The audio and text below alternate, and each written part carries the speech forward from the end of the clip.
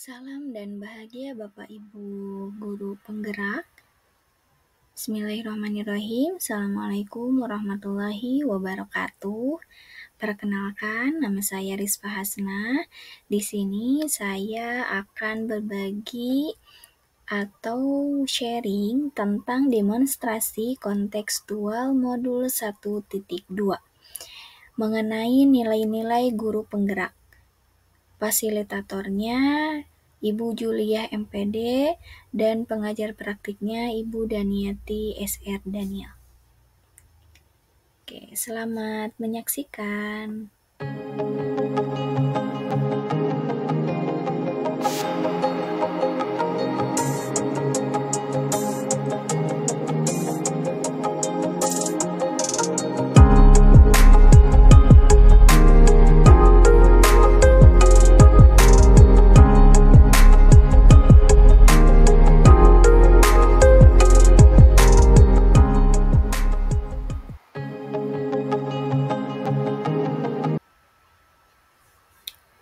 Oke, kita kenalan dulu ya. Nama saya Rizfa Hasna, saya calon guru penggerak angkatan 11 dari SMP PUI Cicurug, Kota Tasikmalaya. Di sini saya akan memaparkan demonstrasi kontekstual modul 1.2.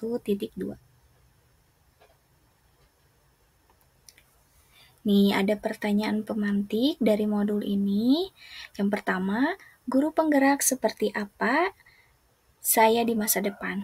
Yang kedua, nilai-nilai apa yang saya kuasai di masa depan? Yang ketiga, mengapa nilai-nilai tersebut penting? Oke, saya akan jawab ya. Nah, gambaran saya sebagai guru penggerak di masa depan adalah sebagai berikut. Nah, gambaran nilai-nilai guru penggerak di masa depan harus memiliki 5 nilai ini. Yang pertama, berpihak pada murid. Yang kedua, kolaboratif. Yang ketiga, inovatif. Yang keempat, reflektif. Yang kelima, mandiri. Oke, selanjutnya, jika saya sebagai guru penggerak dan sudah berlangsung selama 3 tahun, maka saya akan menjadi guru yang senantiasa mempunyai motivasi yang tinggi, baik bagi diri sendiri maupun bagi orang lain atau komunitasnya. Karena moto hidup saya sama seperti moto hidup guru penggerak, yaitu tergerak, bergerak, dan menggerakkan, serta bisa menuntun peserta didik sesuai dengan profil pelajar Pancasila. Lalu pertanyaan kedua, nilai-nilai apa yang saya kuasai di masa depan? Nah, nilai yang saya kuasai di masa depan yang pertama, berpihak pada murid. Nah, saya sudah melaksanakan beberapa poin ini. Saya akan terus bergerak dengan mengutamakan kepentingan murid di dalam proses pembelajaran. Selanjutnya, saya melibatkan murid di dalam proses pembelajaran secara menyeluruh. Yang ketiga, saya berperan sebagai fasilitator pembelajaran. Yang keempat, memberikan kebebasan pada murid di dalam berpendapat.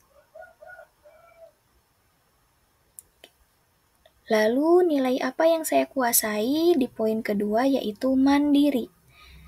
Yang pertama, saya akan berpartisipasi mengikuti pelatihan kegiatan penunjang proses pembelajaran yang berpihak pada murid, baik secara offline ataupun secara online. Jadi tanpa ada instruksi atau tanpa diajak sama teman-teman yang lain, saya mandiri mengikuti beberapa pelatihan. Dan saya tujuannya untuk menjadikan pengetahuan atau pengalaman ini menjadi bertambah.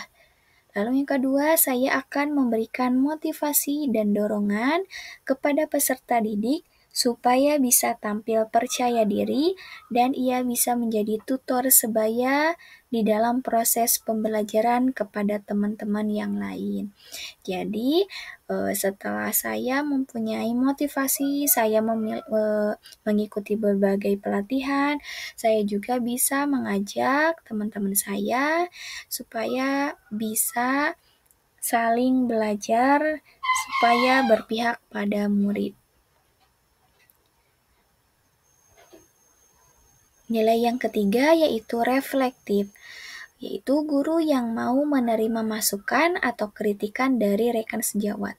Jadi guru itu tidak harus ketika ada kritikan itu langsung dia marah atau apa, tapi dengarkan dan bisa jadi masukan untuk kita untuk lebih baik ke depannya.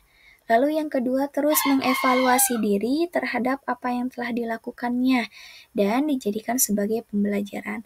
Jadi terus evaluasi diri, jadi lebih baik dan menjadi guru yang terbaik.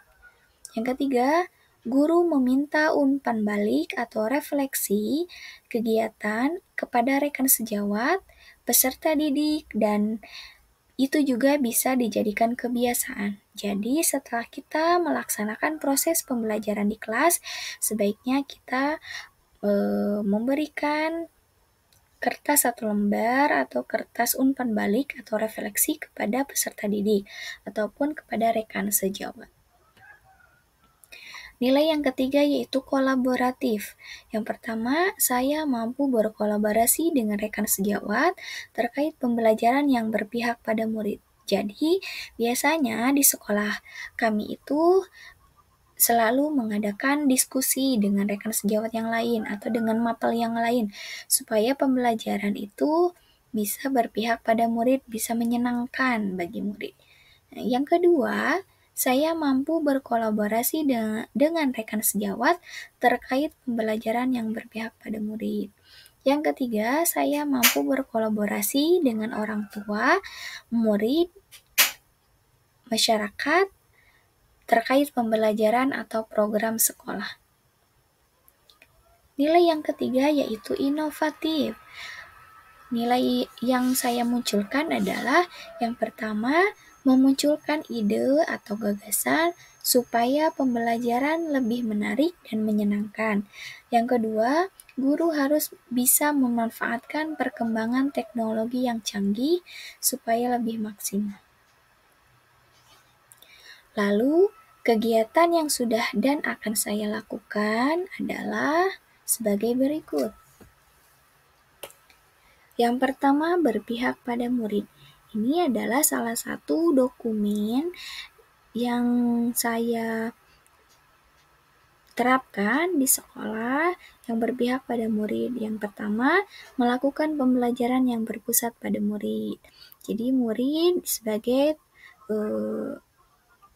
pemimpin dalam pembelajaran. Yang kedua, melaksanakan pembelajaran berdiferensiasi, pembelajaran yang menyenangkan, yang menjadikan murid itu asik dalam belajar. Yang ketiga, guru sebagai fasilitator dalam pembelajaran. Kegiatan yang kedua yaitu mandiri. Yang pertama, saya ikut berpartisipasi dalam kegiatan MGMP IPS dalam pembuatan modul ajar yang berkaitan dengan CBP Rupiah. Ini bekerjasama dengan Bank Indonesia pada saat itu. Yang kedua, saya ikut serta dalam kegiatan PGRI karena di dalam kegiatan ini banyak sekali dijelaskan tentang pentingnya mengikuti kegiatan PGRI ini. Yang ketiga, mengikuti beberapa kegiatan seminar online ataupun offline secara mandiri. Jadi tanpa saya disuruh oleh atasan saya mandiri mengikuti tren yang sedang viral saat ini. Selanjutnya ada kolaboratif. Kebetulan di sekolah kami berkolaborasi dengan pihak pondok pesantren dalam kegiatan keagamaan. Lalu kami juga suka mengajak OSIS di dalam kegiatan-kegiatan sekolah. Jadi OSIS selalu dilibatkan di dalam kegiatan sekolah supaya bisa menunjang menjadi lebih baik. Dan juga kami bekerja sama atau berkolaborasi dengan pihak puskesmas terdekat. Kebetulan saya sebagai pembina PMR-nya. Jadi, di sini kami mengadakan kolaboratif selama 3 bulan sekali dalam pemberian vitamin tablet darah dan pengecekan rutin anak-anak. Nah, ini adalah kegiatan yang ketiga adalah inovatif. Saya suka menjadikan YouTube itu sebagai referensi media pembelajaran bagi anak.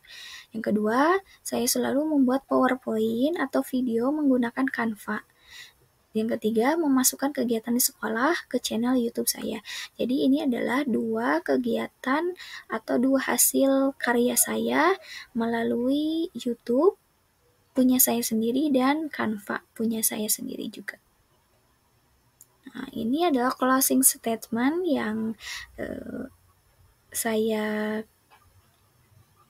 akan bagikan dari beberapa yang saya paparkan, yaitu jadilah Bapak Ibu guru yang hebat, yang tergerak, yang bergerak, dan menggerakkan.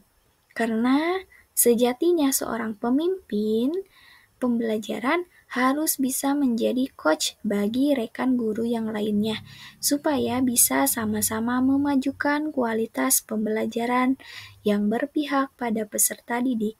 Lalu, juga bisa menerapkan nilai-nilai guru penggerak di ranah sekolahnya masing-masing. Oke, mungkin itu yang bisa saya sharekan kepada rekan-rekan semuanya. Terima kasih atas perhatiannya. Terima kasih sudah menonton videonya sampai akhir. Billahi taufiq wal hidayah. Wassalamualaikum warahmatullahi wabarakatuh. Jangan lupa like, share, and subscribe ya. Terima kasih.